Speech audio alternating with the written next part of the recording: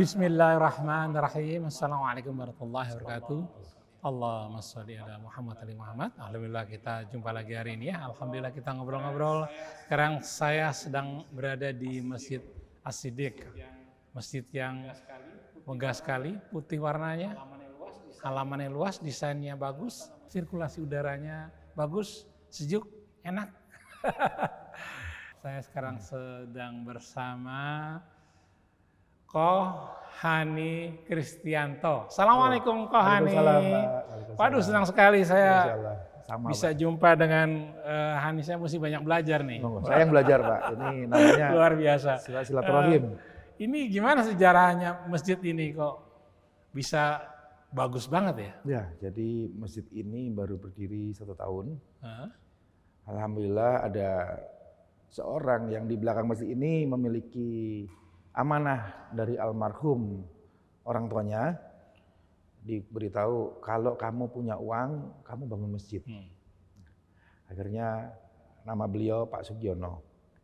Nah, lalu akhirnya beliau ketika sudah umurnya sudah 70 lebih, beliau mantan Pangkostrat, beliau bintang 3, sekarang masih ketua Pepabri, mantunya juga tentara aktif, masih jenderal juga.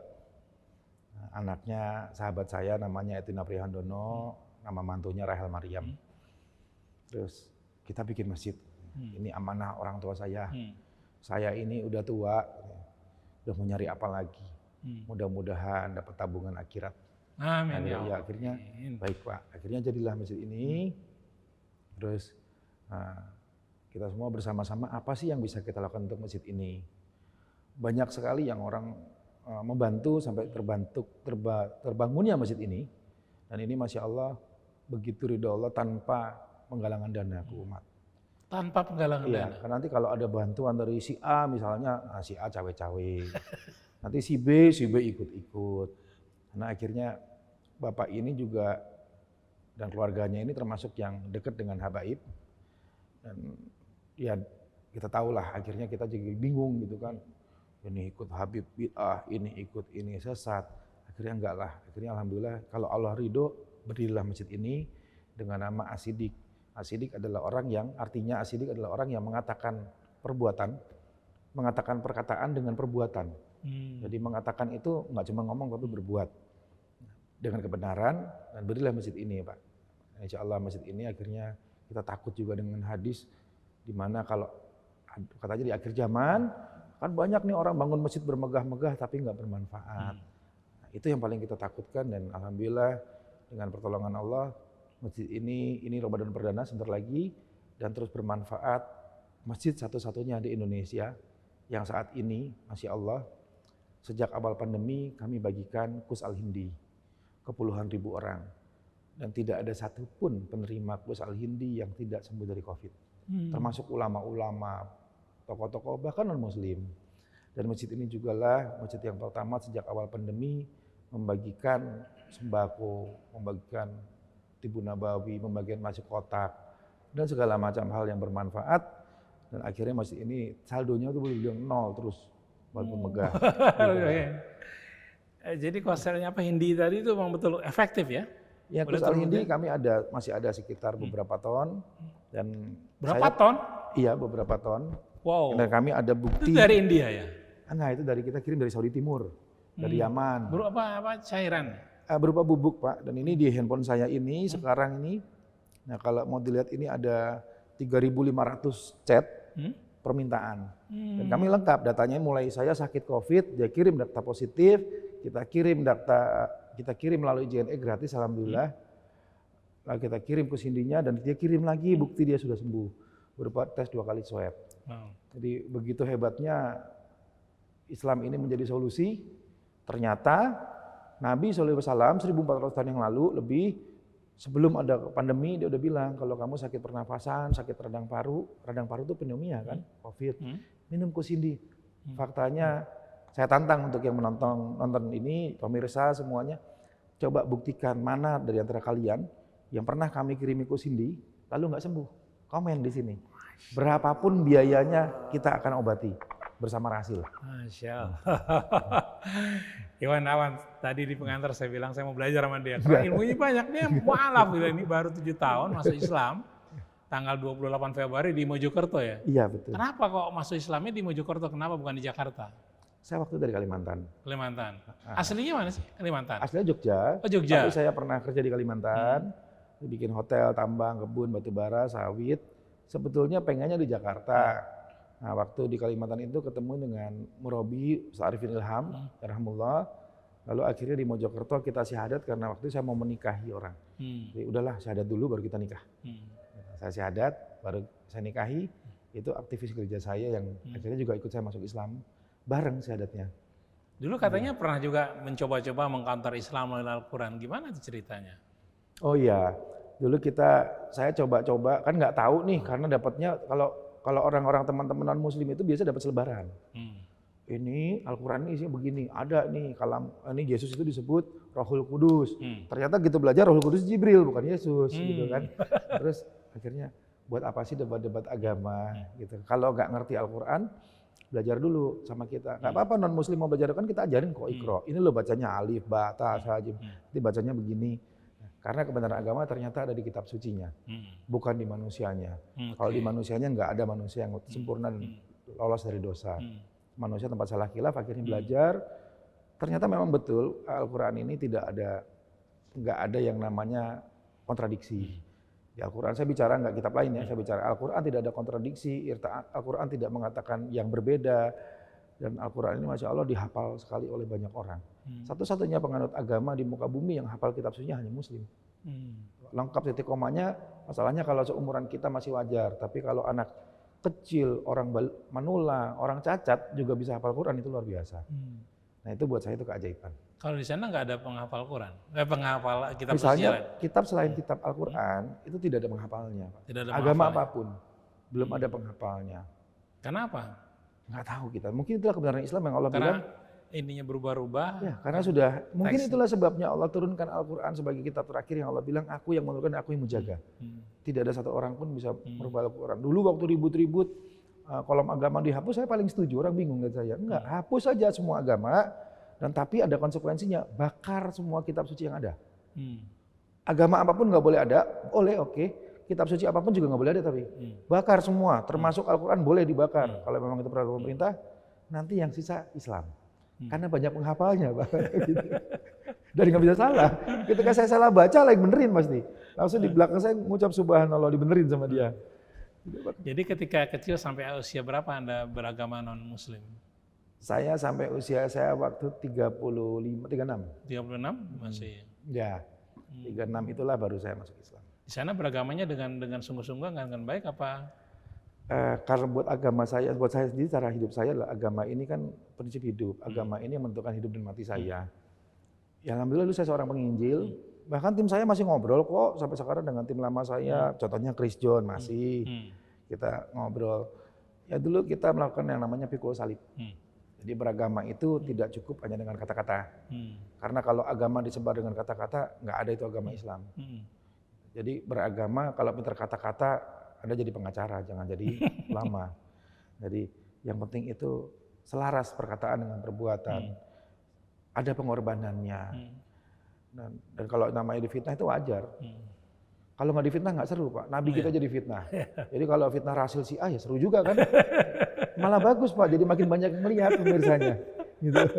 Dengar juga rupanya ya. Iya. Masya Allah. Terus Anda ini luar biasa ya ke Hani ya. Kok bisa masuk ke Islam yang ini loh. Yang cair gitu, bukan tidak masuk ke kelompok firqah-firqah gitu. Ya, bagaimana bisa terhindar dari itu? Gini Pak, karena saya dulu seorang penginjil. Akhirnya saya lihat dalam Islam ini juga mirip-mirip sama gereja. Jadi kalau maaf ya teman-teman yang non Muslim Nasrani, kita jujur-jujuran gitu. Di sana ada beberapa aliran. Ada Katolik, itu beda sama Protestan, beda sama Pentakosta. Ini tiga sudah beda. Di Katolik sini ada ini lagi nggak? Ada lagi alirannya karismatik. Di Kristen Protestan juga ada lagi. Kalau saya di karismatik ada banyak sekali. Betani berbeda dengan Reformat, berbeda lagi dengan Bethel. Jadi mereka punya aliran-aliran yang sendiri-sendiri. Jadi ada Kristennya si A, si B, si C. Nah, yang saya kenal Islam itu Ahlussunnah wal Jamaah. Jadi saya nggak pernah tuh kalau Anda bilang, kamu Islamnya Muhammadiyah Pak Edu, kan lucu itu ormas. Kenapa jadi Islam Muhammadiyah? Terus Islamnya Roja Parasil, itu lucu, itu radio. Itu media, kenapa dijadiin Islam? Roja sendiri radio dan TV, Rasil juga radio dan TV. So ada masalah apa dengan itu? Nah, kalau lucu, kalau kamu nggak ikut saya, kamu masuk neraka. Oh ternyata ada surganya itu beda-beda, Islamnya beda-beda. Mungkin juga ada nabinya sendiri-sendiri nanti. Ini nabinya Muhammadiyah beda, NU beda, nabinya Rasul beda, nabinya Roja beda. Nggak begitu kan? Jadi dia bilang, ini nggak bisa. Kalau begini kayak di gereja. Ini bukan fanatisme. Saya sangat fanatik dan sangat setuju dengan fanatisme. Mari kita menjadi Islam yang fanatik. Fanatiknya ke siapa? Ke Nabi dan sahabat. Kayak apa Islamnya? Islam yang baik, yang menolong orang, Islam yang ramah, Islam yang memberi makan orang yang membutuhkan. Kalau cuma ngomong doang, apa bedanya sama pendeta-pendeta di gereja? Kalau gitu, apa bedanya dengan saya? Bahkan maaf, saya dulu lebih baik lagi. Saya pemikul salib. Saya jual harta saya habiskan waktu saya. Apa yang dilakukan di Islam ini sama dengan di gereja. Sama ketika saya penginjil, persis dengan ketika saya di Islam. Bedanya, dulu saya lakukan untuk Yesus, sekarang saya lakukan karena Allah. Dan insya Allah untuk Allah. Itu bedanya. Kalau program-programnya lebih kurang, sama. Kok ini belajarnya ke siapa sih? Saya belajar dengan beberapa ulama. Saya pernah belajar dengan Ali Hasan Bawasir. Saya pernah belajar dengan Ustaz Arifin Ilham. Saya juga belajar dengan Ajim. Saya juga belajar dengan Buya Yahya. Saya belajar dengan siapa saja, tapi selalu saya kembalikan kepada Al-Quran dan hadis. Karena ada yang namanya sirah nabawiyah. Kita lihat sirahnya bagaimana. Lihat, mudah kok ada jawabannya semua. Bagaimana ketika kita berbeda pendapat, Nabi saya seperti apa? Bagaimana menghadapi pluralisme yang ada dalam masyarakat? Nggak usah jauh-jauh loh, keluarga saya semua non-muslim. Ibu saya 17 saudara, bapak saya lebih 17. Yang muslim cuma saya, berapa ratus yang saya harus hadapi. Dan kalau dengan cara itu, jangan harap mereka dapat hidayah. Kalau Islam waktu itu saya kenal dengan cara seperti itu, saya malah kebingungan. Mau ikut Islam yang mana? Ini terjadi kepada beberapa mualafan. Contohnya ada teman saya namanya James. Aku kalau masuk Islam, Islam yang mana ya? Saya lagi bingung, emang Islam ada berapa? Enggak, aku ikut Habib atau Ustadz, atau Syekh, atau Kiai. Nah itu sama aja. Tapi orang-orang akhirnya non-muslim bingung dengan yang ada. Karena masing-masing mengklaim dirinya benar. Ya, alangkah baiknya saran dari saya yang bukan ulama, tapi karena saya masuk Islam dan saya perhatikan, kalau ada yang begitu-begitu internal lah. Jangan disebar-sebar keluar. Tadi misalnya Habib apa di Husain Alatas. Husain Alatas. Kalau nggak senang dengan beliau, temuin. Habib sih apa bukan? Duduk, Anda Ustadz, ini Habib. Duduk ngobrol, ketemu tuh orang tertutup, nggak usah di live-livein segala. Karena enak, damai.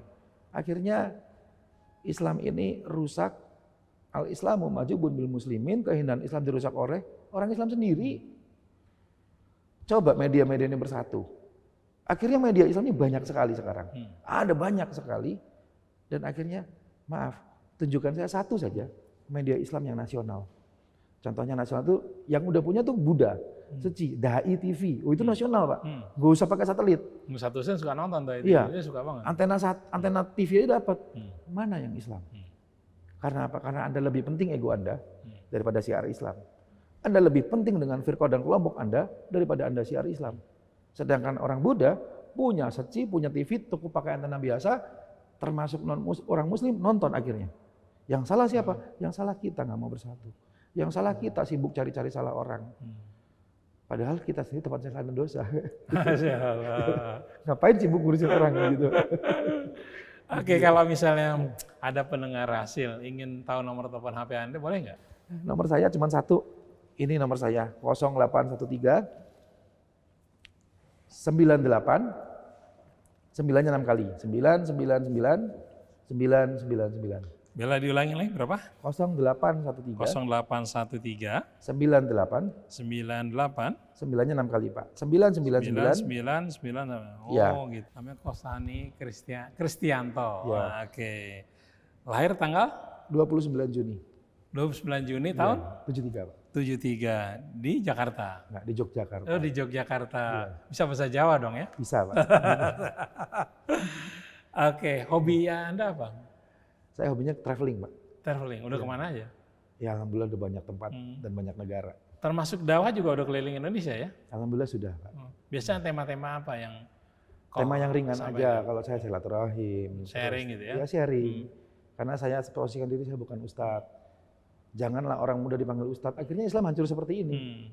Cuman pinter ngomong di depan mimbar, itu kerjaan saya dulu. Namanya penginjil, Pak. Gitu. Apalagi tukang obat, lebih jago lagi kalau dia ngomong.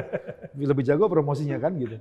Jadi ustadz itu ya contohnya nih, siapa yang di TV, Abdul Somad, ustadz, Dasar Latif, ustadz, Adi Hidayat ustadz. Mereka paham Al-Quran, paham tafsir, paham hadis, paham semuanya. Lah saya paham apa Pak lalu jadi ustadz gitu kan, nanti jadi ngaco. Jadi menurut Kohani kriteria ustadz itu seperti apa? Dia pernah sekolah agama, dia pernah mondok, dia paham Al-Quran dan tafsirnya, kalau enggak ngaco-ngaco dari tafsirnya, lalu dia paham hadis, dia tahu sirah nabawiyah, dia tahu Riyadhus Shalihin, dia tahu semuanya, ada banyak ilmu yang harus dia punya, baru jadilah ustadz, bicara dengan ilmu. Bisa menjadi solusi. Nah kalau saya ditanya nggak ngerti, buka Google dulu Pak. Ustadz Google, kan nyarinya Ustadz Google nih gitu. Oke. Anda juga berkali bilang Tibun Nabawi ya? Iya. Apa aja yang tersedia itu? Tibun Nabawi di kami tersedia itu Kus Al-Hindi, itu hadis Bukhari 5260 yang dari Nabi SAW mengatakan di kitab Sa'ud namanya, kalau kamu terkena gangguan pernafasan dan radang paru atau pneumonia, minumlah, konsumsilah Gus Al-Hindi atau dahan kayu India yang hanya tumbuh di India bagian timur dan Saudi bagian timur. Lalu saya gabungkan dengan hadis Bukhari 5687 yaitu Habatus Sauda adalah obat segala penyakit. Habatus Sauda sendiri saya impor dari Ethiopia. Itulah habatus terbaik di dunia yang namanya Habasi. Kemudian saya gabungkan dengan surat An-Nahl 69 mengenai madu. Jadi kami sediakan madu, Gus Al-Hindi, dan Habatus Sauda kami jadikan satu, baru kami bagikan, alhamdulillah gratis sejak awal pandemi sampai hari ini. Jadi kalau ini peran-peran obat-obat kimia gimana? Silakan. Obat kimia juga Allah izinkan ada. Saya sendiri saya peminum obat kimia sampai hari ini saya minumnya morfin. Karena saya punya penyakit yang sakit sekali. Dokter saya namanya Dokter Fajar Firsyada. Dan untuk beli obat itu saya harus punya kartu khusus, ini kartu obat saya. Nah ini kartu saya Pak. Rumah sakit kanker Darmais, baru saya bisa dapat morfin itu. Gitu. Bahkan saya udah minumnya hidromorfin. Karena sakit saya punya sakit saraf yang sakit. Dan saya kelihatannya segar-segar aja, sehat-sehat ya, karena aja. sudah minum. Gitu. Jadi nggak ada salahnya dengan obat kimia. Itu gejala apa? Dulu sarafnya pecah. Jadi nggak ada salahnya dengan obat kimia. Orang batuk kan minumnya obat batuk komik. Ya kalau nggak bisa Tibun Nabawi, kimia nggak apa-apa kan pendamping Pak.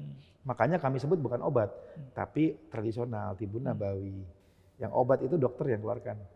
Saya bukan dokter. Gitu ya.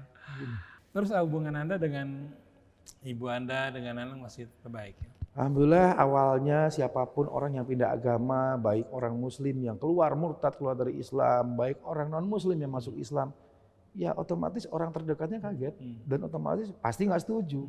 Ya kalau setuju nggak lucu namanya, itu aneh gitu. Lalu bagaimana justru Islam mengajari kita ketika seseorang kontra dengan kita, ketika seseorang tidak setuju dengan pilihan kita, orang lalu mengeras dan melakukan hal yang tidak baik ke kita, itulah Islam rahmatan alamin, itulah prakteknya. Bagaimana Nabi kita SAW ketika berdakwah orang nggak setuju di Bukit Taif, dilemparin batu sampai berdarah. Ini cerita yang orang jarang bahas malah. Isunya bunuh ayat perang. Itu surat-surat perang. Umat muslimnya perang karena diperangi. Karena ditindas, karena keluarga kami dibunuh-bunuh, akhirnya kami melawan. Itu kan sejarahnya. Tapi bagaimana Nabi SAW di Bukit Taif dilemparin kotoran, lemparin batu, sampai akhirnya malaikat Jibril turun lalu bilang, ya Nabi, Allah sudah melihat semua ini, mau aku satukan nggak bukit itu? Mati semua. Kalau disatukan, apa jawab Nabi? Jangan. Aku doakan di tulang kalbu mereka, mereka ada yang masuk. Udah benar lah sekarang semua Islam. Coba kalau Nabi bilang iya gitu, malah saya nggak masuk Islam, ini jahat nih jadi gitu. Ternyata Nabi Muhammad SAW itu sangat penyayang dan coba itu Nabi. Lah kita baru dikatain langsung kita gebugin. Baru kita masuk Islam dicaci maki, bersyukurlah, beruntunglah kita ketika kita memilih Islam lalu kita difitnah, dijolimi, dijahati. Pada saat itulah doa kita mustajab. Pada saat itulah keluar dari mengeluh itu. pada saat itulah bersyukur, ya Allah tidak semua orang masuk Islam bisa dijahati. Tidak semua orang berislam untuk beribadah kepada Allah difitnah. Tidak semua media juga Pak dipanggil Syiah. Alhamdulillah bersyukurlah hasil itu harusnya. Dibilang Syiah Pak gitu. Itulah saat doa dijabah. Ketika Anda dijolimi, doa orang yang dijolimi kan mustajab Pak. Nah itu hikmahnya akhirnya, alhamdulillah ibu saya, orang-orang dulu benci saya, orang-orang yang nggak senang dengan saya, ada WA-nya. Langsung dari ibu saya, bilang apa ibu saya? Mama bangga punya anak kayak kamu. Ternyata Islam merubah kamu jadi baik. Lihat Pak, gitu. Gitu Pak. Anda berapa bersaudara? Saya 2 saja, saya anak nomor 1, adik saya perempuan. Adik belum Islam juga masih ya? Ya adik saya, dia aktivis di GLO, sangat dekat dengan Pak Gilbert. Gitu. Ada perbedaan nggak antara perlakuan adik dengan Hani dengan ibu, kepada ibu? Awalnya iya, karena otomatis saya disebut mengkhianati Tuhan saya. Sekarang mereka akhirnya paham dan saya nggak melawan balik, nggak menghakimi balik, tapi seperti kata Rasul, jangan, kita doakan nanti mereka mengenal Islam seperti apa. Itu kan cara dari Nabi. Lalu kalau kita balas dengan kasar, kita balas dengan lapor ke polisi, kita penjarakan, apa bedanya kita dengan mereka? Di mana letak rahmatan lil alamin itu, Pak? Itu sih yang alhamdulillah. Kok Hani bacanya buku apa aja sih? Ada banyak kalau buku saya. Tapi yang pasti saya paling sering baca Sirah Nabawiyah. Jadi saya paling sering cuma cari tahu kalau Nabi saya dipukul kayak apa. Kalau Nabi saya menghadapi masalah ini seperti apa. Itu ada jawabannya semua. Nabi saya kalau berdagang kayak gimana? Ya udah dikasih tahu modalnya. Modal saya segini, saya mau jual segini, mau nggak? Kalau Nabi saya banyak sekali contoh-contoh perilaku kehidupan yang dicontohkan oleh Nabi dan harusnya kita ikuti. Menurut Hani, kenapa umat Islam sekarang berpecah belah, saling berfirqah-firqah dan saling membanggakan firqah? Karena semuanya berpegangan pada satu hadis. Nanti umat Islam itu akan seperti buih di lautan. Jumlahnya banyak, tapi seperti buih di lautan dan mereka terpecah belah menjadi 73 golongan. Kenapa hadis itu jadi pegangan? Kenapa Anda senang dengan mendoakan bahwa kita akan terpecah belah? Nah, umat Islam satu. Karena ada satu lagi hadis yang kita akan kembali jaya. Nanti ada masanya Islam ini akan jaya lagi. Sambutlah kejayaan Islam itu. Dan baru setelah itu Islam hancur lagi. Di mana Dajjal muncul. Tapi sebelum Dajjal muncul, Islam harus jaya lagi. Dan kenapa kita nggak mau bersatu? Saya nggak berani menghakimi, tapi mari hilangkan ego di diri kita, hilangkan bahwa kelompok saya paling benar. Aliran saya paling bagus. Tempat ngaji saya, ustadz saya paling benar. Tidak, yang paling benar adalah Allah dan Rasulnya. Bukan ustadz saya, bukan habib saya, bukan kiai saya, dan bukan ulama saya. Sesuai dengan Allah dan Rasulnya. Ya, kalau sesuai dengan Allah dan Rasulnya, tunjukkan buktinya Pak. Ketika seseorang mengatakan saya sudah sesuai dengan Al-Quran dan hadis, saya sudah mengikuti Allah dan Rasulnya.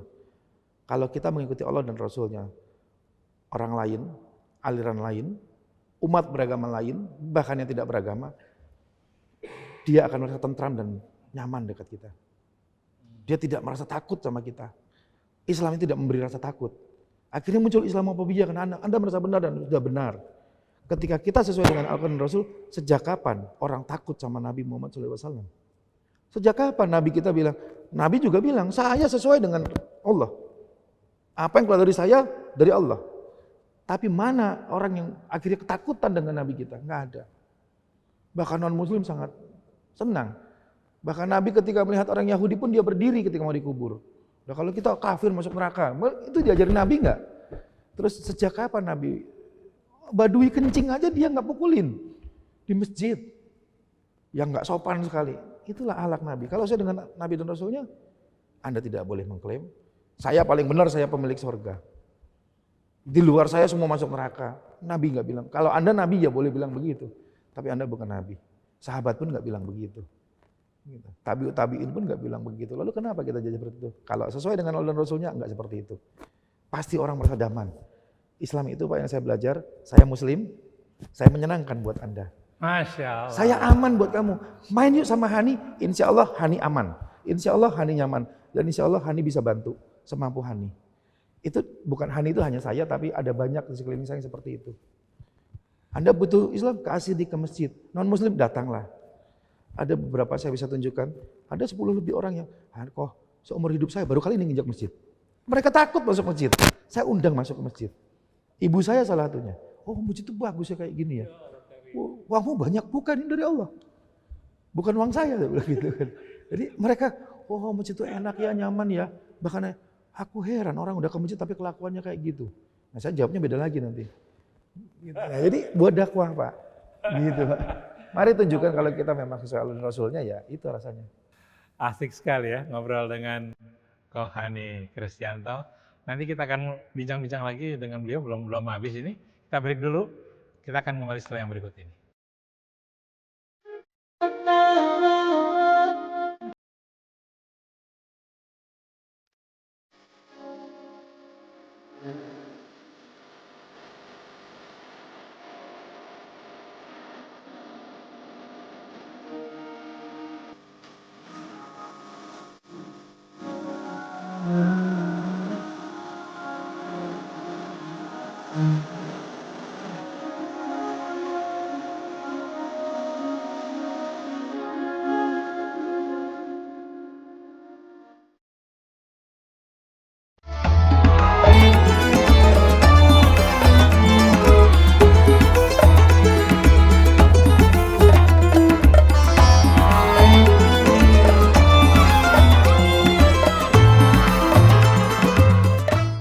Radio Silaturahim yang dipancarkan dari Jalan Masjid Silaturahim 36 Kalimanggis, Cibubur. Kami masih berada di Masjid As-Siddiq yang beralamat di Jalan Akses Tol Cimanggis, Cikeas. Ya. Masjidnya besar, putih, nyaman, sirkulasi udaranya bagus, adem, enak banget. Nah, tidak jauh dari Budi Cikeas. Tidak jauh dari rumah SBY.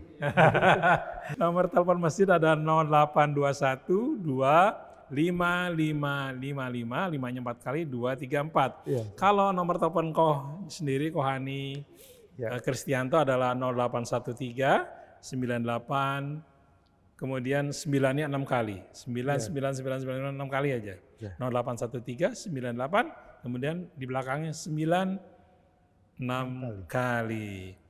Oke. Sebagai masjid yang keren ini, cantik, halamannya luas, asri, tata pohonnya juga bagus. Tentu banyak yang naksir pengen kerja sama sih, tentu banyak Ya, orang. betul. Bagaimana menghadapi orang-orang yang pihak-pihak yang ingin kerja sama dengan masjid ini? Silahkan kalau mau mengisi di masjid ini, memakmurkan silahkan. Tapi dengan izin DKM. Jadi sekarang kita bikin aturan, boleh bikin kajian apapun, tapi yang mengumumkan kami. Jadi DKM Masjid As-Siddiq mengadakan kajian muslimah misalnya dengan ustadz ini. Jadi bukan lagi ini masjid saya pakai, saya manfaatkan karena ada dari teman-teman kita, saya nggak sebut golongannya ya. Pokoknya ini orang-orang yang udah merasa suci lah. Gitu terus pakai masjid kita, mereka pakai setiap minggu sekali diumumkan dengan ustadz-ustadznya mereka, kita dikasih 200.000. Saya sih nggak masalah. Sekali nyala AC aja, ini AC sentral, udah kayak berapa, ya udah kalau mereka memang maunya begitu. Yang jadi masalah, mereka selesai kajian jam 11.50 atau 11.45, jam 12 itu sholat zuhur, mereka pulang, nggak mau sholat berjamaah. Lalu mereka juga sering ada softtek ditemukan, 3 kali kita tegur, akhirnya ya sudah. Lebih baik kalau memang masjid ini tidak layak, masjid ini bid'ah, jangan di sini. Silahkan ke tempat Anda sendiri. Nah, jadi masjid ini adalah masjid Ahlussunnah wal Jamaah. Baik kiai, ustadz, habib, syekh, gus, silakan ngisi di sini. Silakan. Gitu, dengan tidak berpolitik. Kami tentukan masjid ini tidak untuk berpolitik. Karena yang harus dibela mati-matian itu Islam, bukan Pak Jokowi atau Prabowo. Karena mereka tidak bisa memberi syafaat seperti Nabi. Jadi kalau sudah ditakdirkan Allah siapa pemimpinnya, ya sudah kita dukung saja, tanpa harus kita caci maki. Bukankah kita kembali ke masa mundur sedikit, yang nama Jokowi Prabowo itu manusia dan agamanya Islam. Saya dulu bukan Islam, akhirnya masuk Islam. Nah kenapa nggak didoain aja harus dimaki-maki? Kalau saya dulu dimaki-maki nggak jadi masuk Islam, Pak. Begitu. Dimaki-maki akhirnya malas masuk Islam. Tapi karena banyak umat Islam yang baik, yang akhlaknya santun, yang halus. Akhirnya dia dengar, saya dengerin, dia ngomong kita dengerin. Gitu. Kalau mau didengar orang, perlakukan orang dengan baik. Nah, akhirnya masjid ini ditentukan oleh kita semua pengurus. Masjid kami beraliran Ahlussunnah wal Jamaah, tidak ada firqah tertentu di sini, tidak ada aliran tertentu di sini, dan semua mazhab bisa masuk. Salat tarawihnya, salat tarawihnya 23 dan 11. 23 dan 11 ada. Ya. Gimana ini tenisnya tuh? Bisa setelah nanti di rakaat ke-8 yang 11 keluar. Oh. Witirnya di rumah 3. Oh begitu. Gitu, silahkan. Kejawab sudah. Saya kan pernah sholat Jumat juga di sini. Iya. Tapi kok khotibnya sangat sederhana banget pakaiannya apa ya, Begini. tema-temanya. Saya kira kenapa masjid semegah ini kok khotibnya sederhana gitu loh. Justru ustadz-ustadz kampung itulah yang Masya Allah, mereka lah pahlawan-pahlawan Islam di mata saya. Kalau nanti saya lihat setiap sore itu di sini ustadz-ustadz kampung ini ngajar Iqra. Mereka saya minta kemanapun jalan. Ustadz, antum ke Jogja, mau. Berhikmat dulu sana, mau. Antum ke Cirebon, ke Bu Yahya, mau. Rekamin video, mau. Tapi kalau ustadz terkenal, ya mohon maaf, kayak artis, pakai manajer. Pendeta aja nggak pakai manajer. Yang kita sebut yang gede-gede lah, Pak Gilbert tuh nggak pakai manajer. Terus Pak Haji nggak pakai manajer, Pak Niko nggak pakai manajer. Banyak pendeta yang terus ini ustadz apa artis ya pakai manajer satu, masih mending. Yang kedua, wah nanti minta kafalahnya berapa atau bayarnya berapa. Dan hanya itu. Saya punya bukti banyak sekali. Gitu. Kalau Kohani kalau nanti sholat Id mau diisi ustadz ini mau berani kasih berapa? Yang bisa bantu beliau. Di atas 10, di bawah 10. Gak ada yang di bawah 10. Gak ada yang di bawah 10. Ya kalau teman-teman artis wajar lah. Teman artis banyak yang minta, saya tahu. Saya kan pengen banget ada artis yang datang. Saya pengen, demi Allah saya pengen ada artis yang berhati mulia. Oh ini masjid masih baru, asidik. Masih tabal sulam sana sini. Belum punya ambulan, belum punya ini itu. Artis yang ngisi di sini, galang dana. Bisa sih ada yang mau, tapi saat ini jangan dulu. Nanti dibully. Nisa Sabian mau ngisi repot nanti. Saya kenal dan mereka bantu saya di Lombok, ada videonya. Sabian Gambus akan ngisi, tapi jangan dulu nanti habis kamu dibagi dulu orang. Jadi daripada saya bayar mereka mahal-mahal, setiap Jumat silahkan lihat sendiri di masjid kami bagikan nasi Jumat berkah. Maaf. Itu dana dari mana? Ya daripada bayar mereka itu dari situ, dari Allah yang pasti kita adakan. Bukan cuma hari Jumat, setiap Kalau hari. kotak amal ada kan tetap? Kotak amal ada, tidak ada namanya yang di kotak pembangunan, kotak ini itu kotaknya semua. Karena untuk apa? Saldonya 0 juga kok. Baik Yayasan Ikhlas, baik Masjid Asidik, saldonya selalu 0. Nggak ada sisa. Ada masjid lain saudaranya masjid ini? Sedang dibangun. Dan dibangun di? Di Harvest City. Di mana? Di Harvest City. Harvest City. Oke. Yohan Anwat, ini nomor teleponnya Kohani Kristianto. Nomornya adalah 0813 98 9999999. 9-nya ada 6 kali.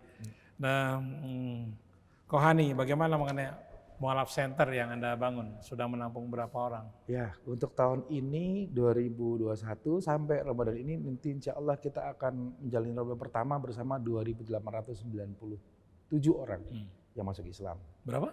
2.897 orang. Itu dari mana ya? Jakarta aja? Dari nasional. Nasional. Ya, jadi saya masuk Islam kan 2013, 2014 itu saya bikin Mualaf Center Indonesia di Indramayu bersama Steven dan teman-teman, Kang Ujang Masur notarisnya. Disitulah awalnya ada Mualaf Center dan akhirnya sekarang ada di semua provinsi. Dan Mualaf Center Indonesia kita fokuskan untuk mualaf. Jadi mualaf itu kalau di kami programnya prasyahadat, syahadat, pasca syahadat dan pasca muslim. Pasca mualaf pasti di muslim. Di kami tidak belajar banyak-banyak. Di kami yang pertama ketika akidahnya cuma satu, ya kalimat syahadat. Lalu nomor 2 bukan ilmu yang kami ajarkan tapi adab. Sesuai dengan hadis, aku lebih senang kau mempelajari 1 bab adab daripada 10 bab ilmu. Jadi adab dulu, karena adabnya dia nggak tahu bagaimana adab terhadap Allah, adab terhadap Nabi, adab terhadap Al-Quran, adab terhadap ulama dia nggak tahu. Karena di agama selain Islam, ya semua sama. Pasti mereka ada terheran-heran loh. Mereka baru masuk Islam, dikasih ajar, melihat Islam lain tapi tidak seperti apa yang diajarkan begitu ya? Iya, memang karena dari belajar pengalaman, orang bingung. Ada yang bingung, aku sholatnya sah nggak pakai kunut. Yang satu, kok pakai kunut nggak sah. Ini kan akhirnya kita luruskan ke mualaf. Yang salah yang nggak sholat subuh. Kenapa sih ributin kunut nggak kunut gitu kan? Oh dalilnya mana? Ada dalilnya semua. Akhirnya kita terpaksa kita tunjukkan. Terus kita bilang kamu jangan bahas ke sana. Kenapa? Orang itu punya kelas SD, SMP, SMA. Nah ini pelajaran SMA kita masih SD, masih kita bahas. Nanti kita nyasar sendiri. Jadi yang penting tauhidnya dulu, akidahnya udah benar, bahwa la haula wala quwwata apapun karena Allah. Dan untuk Allah dan meminta cuma ke Allah. Dan jangan berharap ke manusia. Coba kalau ada saudara-saudara kita yang kagum sama seorang ulama misalnya siapa, coba pernah nggak kecewa? Pernah kan gitu. Makanya jangan ke manusia. Tapi ke Allah insya Allah nggak kecewa. Lalu cara untuk tidak mengecewakan Allah adalah tunjukkan lisan, perbuatan dan tindakan kita dengan adab yang baik, adab seorang Islam. Kenapa banyak orang masuk Islam di Australia, di London, di mana-mana, tapi juga ada orang-orang Islam masuk Kristen. Bagi apa menyebabkan orangnya beragama itu? Ya, sudah ditakdirkan dari dulu dan iblis bisa berkata, aku akan sesatkan anak-anak Adam. Dan dia juga berhasil menyesatkan yang lain. Tapi barang siapa Allah beri petunjuk tidak akan bisa disesatkan. Barang siapa tidak diberi Allah petunjuk sudah sesat tidak akan bisa dibenarkan lagi juga. Jadi udah memang makanya itu kita kan selalu minta doa ke Allah diistiqomahkan dalam Islam. Hati kita kalau begitu dijaga Allah. Jadi ya pasti ada. Indonesia ini lebih-lebih Pak. Kalau perlu besok bikin pengumuman itu di pinggir jalan di dekat Radio Rasul di Cibubur itu. Besok kamu jadi miliarder syaratnya anakmu jadi tumbal. Banyak juga yang ikut. Mau Pak. Sesat itu ada di mana-mana kan gitu. Pilihan. Tawaran seperti itu ada tuh ya? Ya kalau kita bikin seperti itu banyak yang mau. Indonesia seperti itu. Nah inilah PR kita umat Islam Indonesia dalam hal pendidikan. Itulah adab. Kalau ada orang yang mengaku pernah dulu di pesantren lalu masuk Kristen itu tipu-tipu apa itu? Ya mungkin benar juga. Ada yang mantan orang pesantren. Saifuddin Ibrahim misalnya saya ketemu, anak-anak juga saya kenal. Memang dia di pesantren NII tapi. Dan itu pesantrennya pesantren apa dulu. Terus cara dia guru, iya. Terus yang saya kejar lagi, Fadilah Mulia, bekas anak UIN. Oh iya benar. Lalu dia kecewa, dia kepahitan, dia masuk agama lain. Nah, tapi saya cuma ingin kalau yang dari agama lain masuk Islam, nggak perlu jadikan agama-agama dulu. Itulah bedanya Islam. Kalau Anda beragama dengan baik, Anda nggak perlu menjelekkan agama lain. Kalau Anda punya aliran sudah baik, firqah Anda sudah baik, kelompok Anda sudah baik, buat apa jelekin agama kelompok orang? Berarti Anda yang jelek. Buat apa? Kalau kita sudah baik nggak perlu jelek-jelekin orang. Ada nggak orang? Saya ini orang baik, dia orang jelek. Itu bukan orang baik malah. Saya orang pinter, kamu orang bodoh. Atau orang bilang, saya ini bos. Untuk apa Anda mengklaim diri Anda seorang bos? Orang juga tahu kamu bos. Anda sedang gila hormat atau gila pujian. Itu yang saya pelajari menurut pendapat saya, Pak. Kalau salah mohon diluruskan. Gitu. Masya Allah. Oke, nomornya Kohani Kristianto adalah 0813 98 99 9999. 9-nya ada 6 kali di belakang. Jadi 0813 98 99 99 99.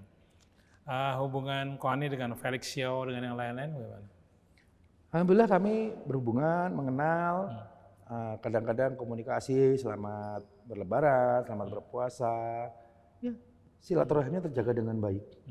Gitu. Tapi kalau membahas ke dalam mungkin beda ilmu ya. Beliau itu di atas saya lah. Udah duluan masuk Islam. Ya sekedar bertemu sapa. Gitu. Oke. Kemudian kepada teman-teman yang lain gimana? Teman-teman yang mana nih Pak? Yang di mualaf-mualaf yang lain? Iya, mualaf-mualaf semua saya juga bekerja sama dengan Mualaf Center Yogyakarta misalnya. Itu bukan MCI, tapi Yogyakarta sudah ada duluan. Jauh sebelum MCI ada. Mualaf Center Ayah Sofia yang di Malang. Banyak mualaf center yang akhirnya juga kita kan sama kita tujuannya dakwahnya. Jadi jangan diikutin ya nanti kalau yang radio-radio itu saling mensesatkan, kita bukan radio. Contohnya Roja sama Rasil, ini mesti Rasil sih, Rasil nggak benar, nggak usah ikut-ikut. Kita pokoknya Anda mualaf center, kita mualaf center, kita berdakwah tauhid. Kita berdakwah tauhid itu didakwahkan dengan akhlak yang baik. Seseorang yang bertauhid pasti akhlaknya baik, lisannya adem, lisannya tidak menjolimi, tidak menghakimi orang. Kita bukan hakim. Dan Allah tidak suka, ketika kita mengatakan orang sesat, tidak benar, salah, itulah kesombongan. Dan Allah lah yang maha sombong, jangan mendahului Allah. Kesombongan milik Allah. Jadi dengan yang lain kita baik insya Allah. Oke, Ko Hani biasanya kalau orang masuk Islam kan suka ganti nama tuh. Ya. Anda tetap Hani Kristianto. Ya, itu sering jadi Terus pertanyaan. Felix Yao, itu kenapa nggak ganti nama? Nama itu memberi orang tua yang pertama. Yang saya belajar, nama itu harus diganti ketika nama saya mengandung kesesatan. Contohnya nama saya berubah jadi Ganesha. Nah itu kan nama yang disembah tuh, dewa gajah gitu kan. Tapi nama saya tidak mengandung kesesatan. Nama saya dari bahasa Ibrani, Hani. Artinya orang yang disayang Tuhan. Itu arti kata Hani. Kristianto artinya pengikut Kristus. Jadi saya adalah pengikut Kristus yang disayang Tuhan. Terus banyak orang, nama nggak diganti. Sebentar. Memangnya salah dengan nama Hani Kristianto? Hani, orang yang disayang Tuhan, itu bahasa Ibrani. Kristianto, orang pengikut Kristus. Jadi saya adalah insya Allah pengikut Kristus yang disayang Tuhan. Makanya masuk Islam. Karena Kristus Islam. Karena Isa Islam. Ada apa yang salah dengan Nabi Isa? Nabi kita juga kok. Saya pengikut Kristus iya. Dan kami semua pengikut Nabi Muhammad, termasuk Kristus. Nanti di akhir zaman. Nabi Isa akan mengikuti Nabi Muhammad SAW. Dan semua Nabi Muslim. Silahkan buka YouTube dari Profesor Dr. Moses Sharon, guru besar di Israel, dan dia masih non-Muslim. Apa dia bilang? Semua Nabi Islam. Oh gitu? Dia yang ngomong, dia guru besar Yahudi Israel. Pintar sekali. Dia bilang semua Nabi Islam termasuk Yesus. Termasuk Daud, termasuk Ibrahim, termasuk Musa. Nah, terus berarti benar dong, Hani Kristianto. Kalau kita cinta dengan Yesus, kita cinta dengan Kristus, masuk Islam. Kayak saya masuk Islam karena cinta Yesus. Gitu. Jadi supaya disayang Tuhan. Jadi yang paling pertama tertarik masuk Islam itu apanya? Hidayah itu banyak Pak. Kalau saya jelaskan, nanti bisa ngomongnya beda-beda terus. Kenapa? Karena otak ini tidak mampu menampung begitu besarnya hidayah Allah. Yang pasti yang bikin saya tertarik masuk Islam adalah, ini agak berat karena dulu saya kan udah yakin masuk surga. Dapat surga, dosa udah ditebus, hidup udah enak. Kalau dulu itu doa apa aja diminta dikabulin. Misalnya Tuhan minta nih besok mobil, dapat saya. Betul ya? Betul, Mercy, orang Kalimantan tahu saya. Nanti minta tambang, dapat tambangnya, batu bara. Gitu. Tapi ngapain juga udah doanya diijabah, pasti dikasih, terus surganya udah dapat, dijamin masuk surga. Bikin dosa apapun pasti ditebus. Ngapain susah masuk Islam gitu ya. Nah, ternyata kedamaian abadi dan kebenaran sejati itu ada di Islam. Karena sejatinya seseorang ini yang bisa merasakan insya Allah para mu'alaf. Ketika kita beriman kepada Allah dan Rasulnya dengan kalimat syahadat, asyhadu alla ilaha illallah wa asyhadu anna muhammadar rasulullah, kita mengiman itu lahir dan batin dengan setiap waktu dan setiap langkah kita. Di saat itulah ketika keluarga, sahabat kita, saudara kita, orang kita cintai meninggal, harta kita hilang terbakar, hidup kita sebatang kara dan tidak punya siapa-siapa, di situ itulah damai itu tidak hilang. Ternyata damai itu tidak hilang. Anak saya meninggal, kanker. Difitnah, Hani itu beli mobil duit mualaf. Dan mualaf center yang pegang duitnya bendahara, saya nggak pernah tahu isinya berapa. Terus difitnah, Hani itu mainnya sama Umi Irena, Hani itu anti salafi, Hani itu maaf ya, Hani itu simpatisannya Syiah. Itu kata-kata mereka. Di saat itulah hati damai itu nggak hilang. Kemarin baru ada kajian, dokternya datang semua, dokter yang rawat anak saya. Anda boleh fitnah saya apa saja atau seorang muslim yang lain, mualaf maksudnya. Anda boleh perlakukan dia apa saja, boleh bikin, bahkan di saat itu yang serang saya juga non muslim ada, jadi kiri kanan serang saya. Dan saat itu saya hanya sama istri dan anak cuma bisa nangis, tapi di saat nangis itu damai itu nggak hilang. Di hati ini tetap damai. Bisa bayangkan di depan makam kubur itu damai itu nggak hilang. Itulah Islam. Nah, dan di situ saya yakin saya pengen tahu agama apa yang seperti itu. Jadi hidayah itu datang ketika saya melihat itu, kalau ke saya melihat banyak orang yang seperti saya sebelumnya. Saya melihat ada sopir, Pak No, ibu ini hidupnya susah, miskin, sopir saya. Gitu, terus makannya cuma tempe sama sambal, tapi setia sama istrinya, bahagia. Kok bisa ya orang ini hidupnya miskin, nggak punya apa-apa, serba terbatas, keluarganya baru meninggal, hidupnya susah tapi bahagia. Nah itu cuma Islam yang ada. Gitu. Kalau yang lain kan minta sukses dunia. Enggak. Sukses itu, itulah sukses. Ketika kita bisa damai dan bahagia dalam kondisi apapun itu. Itu sejatinya kebahagiaan hakiki. Dan itu insya Allah hanya ada di Islam. Hubungan Kohani dengan teman-teman yang dulu masih agama lain? Alhamdulillah Masih ada yang sesuai? marah juga ada. Wajar, saya nggak menyalahkan. Ya mereka nggak terima, nggak setuju kan silahkan. Gitu. Ada yang fitnah juga nggak apa-apa, tapi yang baik juga banyak, yang masih baik. Kok itu pilihan kamu? Dan mereka bukan sembarang orang, mereka orang-orang aktivis gereja yang bilang gitu. Saya bersahabat dengan romo, dengan pastor, pendeta. Makanya saya gampang ngecek, kamu gereja mana dulu? Masih suka main ke gereja nggak? Kalau ke gereja main enggak. Nggak. Nanti kecuali saya boleh khotbah di sana. Kalau main sama romo masih. Apalagi romo Ordo BHK kalau pastor main sama saya, kita pergi makan bareng. Ada romo Stephen yang kongregasi 7 gereja main sama saya. Ada pendeta-pendeta juga masih berteman sama saya. Bahkan kita bisa sharing-sharing. Ini ada orang nih masuk Islam dari gereja kamu ngakunya.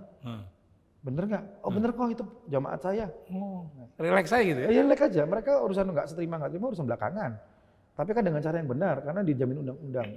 Atau nanti ada yang nanya, kok ini ada orang legenda wisata, pengurus gereja pengurus masjid Darussalam, pengurus mualaf, anaknya masuk Katolik.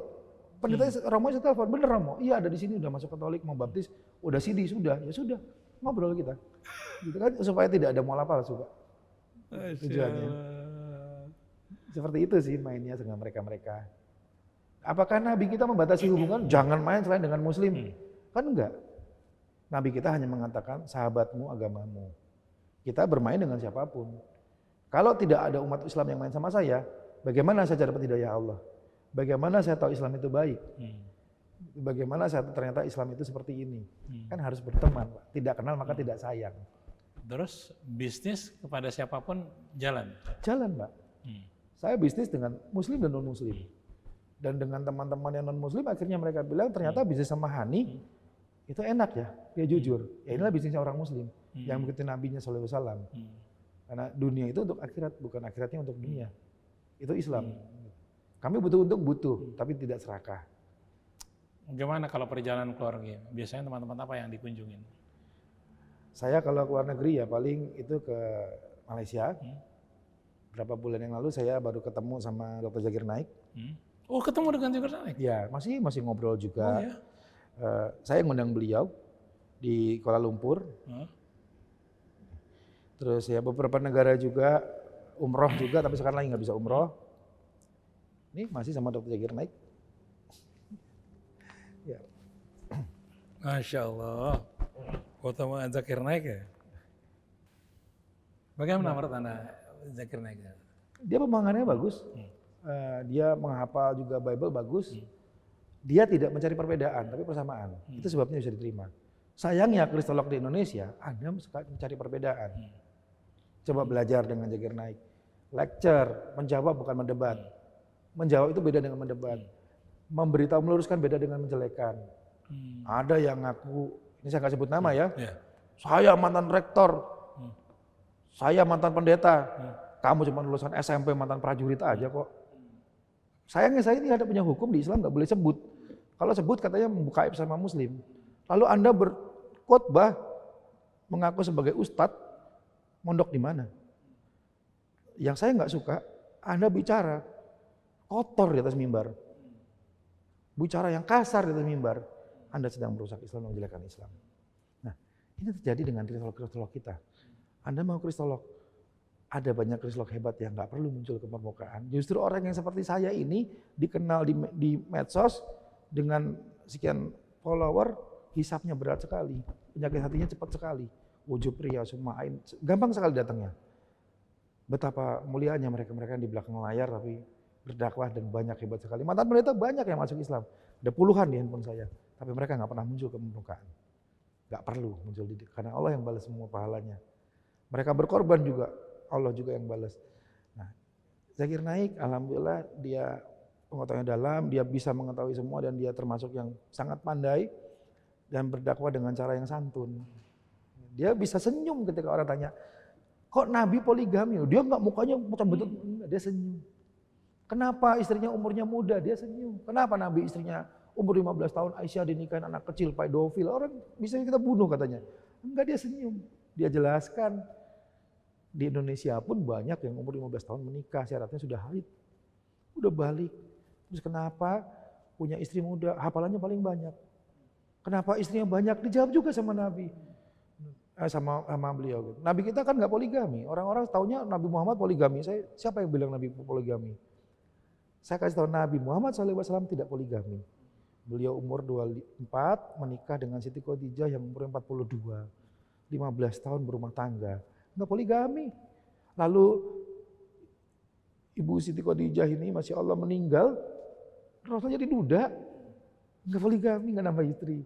Udah gitu nikah, istri keduanya siapa setelah jadi duda 5-6 tahun? Saudah, umurnya 72. Mau sama 72?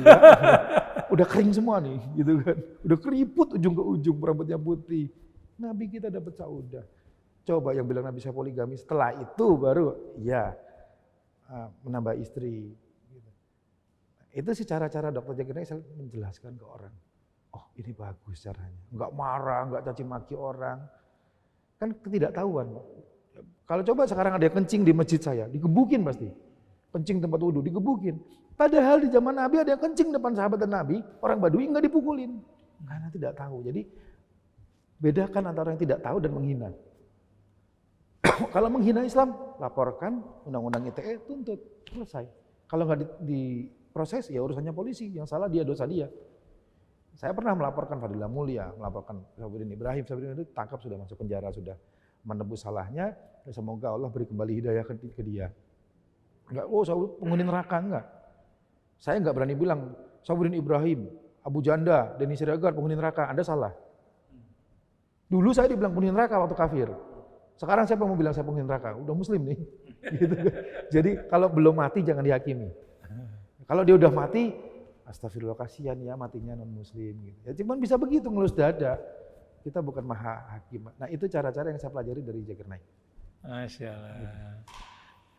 Jadi bagaimana Anda bisa mendapat pemahaman yang begitu luar biasa ya? Sangat lembut, sangat welcome pada kalau lembut orang. belum. Ini geradakan saya masih ada. Kalau lembut belum.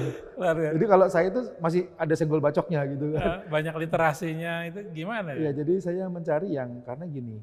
Apalagi belakangan ini mualaf terpecah, Pak. Oh, terpecah ya? Pecah, akhirnya hubungan mereka pecah. Karena? Ya, ada yang beberapa nih, saya tapi masih berhubungan dengan dua-duanya.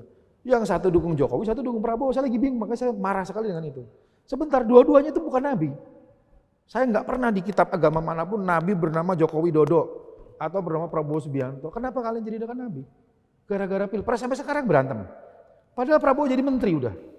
Dia masih berantem. Nah, padahal di sana udah nyatu ya? Iya, nah ini yang lucu kan. Inilah, ini sekarang kalau mau dibilang, maaf ini terpaksa saya buka. Bukankah Allah dan Rasulnya itu melaknat kaum Lut? Pelaku, ya itu kaum Lut. Gitu. Nggak, disebutnya, disensor boleh nggak, LGBT.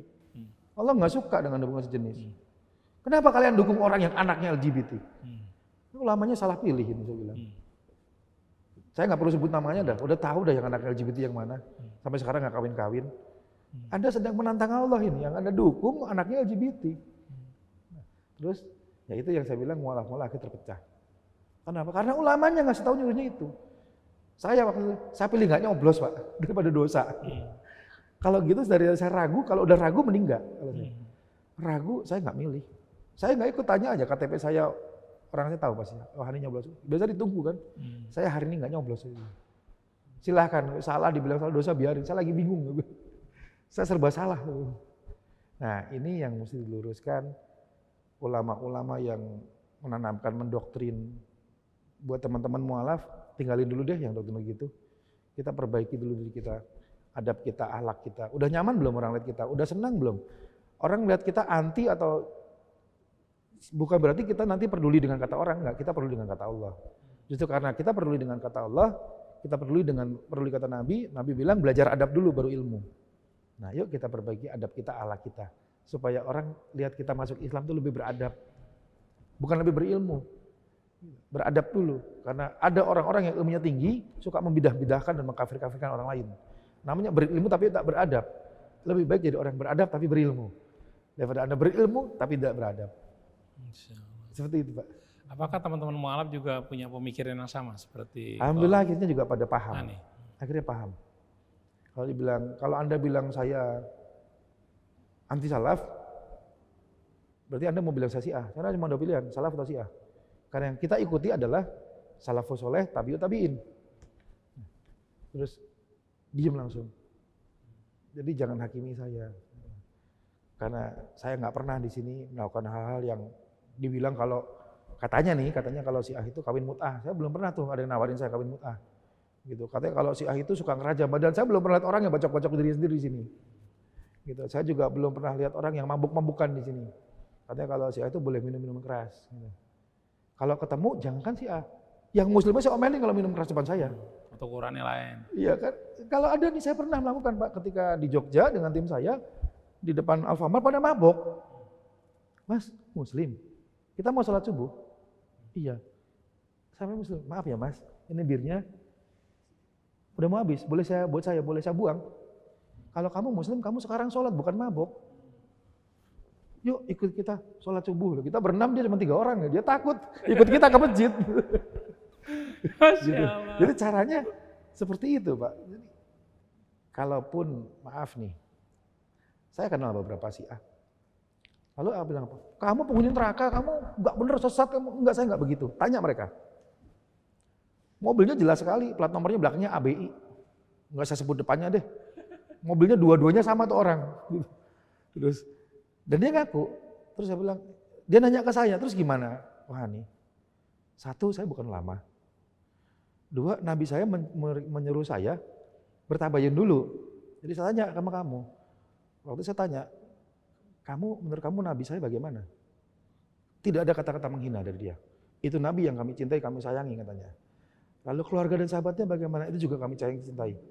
Kira-kira kamu matiin saya gak? Saya bilang kan takutnya kamu racunin saya mati nih. Dia ketawa sakit perut. Bentar lagi, 1 lagi nih saya tanya. Tapi saya kalau ngomong belak-belakan memang. Aku boleh gak tidur sama istrimu? Saya tanya langsung. Katanya kalau itu udah pahala, lu gila, gua masukin penjara lu kok kalau tidur bini gua. Oh begitu, saya bilang. Jadi kalau saya melakukan, saya pasti masuk penjara. Jadi doakan saja Pak. Saya bukankah dulu lebih jelek dari itu? Setahu saya Syiah masih mempercayai dan menghargai Nabi. Kafir seperti saya dulu nggak menghargai. Maaf, saya dulu tidak percaya dengan Nabi Muhammad SAW. Itu aja didoain. Apalagi yang percaya kan gitu Pak. Bukan tugas kita untuk merubah hati. Bukan tugas kita untuk memberi hidayah. Dan bukan tugas kita untuk merubah orang. Kita hanya bisa mendoakan dan itu hidayah milik Allah. Caranya tidak dengan caci maki. Kalau Nabi kita dulu sekeras itu, Islam nggak ada hari ini. Gitu. Oke, Kak Hani, kita sudah dibatasi oleh waktu. Barangkali ada kata-kata terakhir yang mau disampaikan, nasihat barangkali untuk pendengar kita. Mudah-mudahan juga saya didoakan supaya saya bisa istiqomah, dijauhkan dari kesesatan, dan yang paling penting doakan Masjid As-Siddiq ini masjid yang sedang dianggap masjid yang bid'ah, masjid yang sesat, masjid yang didirikan karena Allah ini bermanfaat untuk semua orang dan menjadi masjid yang bermanfaat bukan hanya megah bangunannya tapi juga bermanfaat program-programnya dunia akhirat. Oke, terima kasih Hani Kristianto. Kita jumpa lagi pada tokoh-tokoh yang lain. Jangan lupa nomor teleponnya Hani Kristianto adalah 0813 98 99 99 99. 9-nya 6 kali. Terima kasih.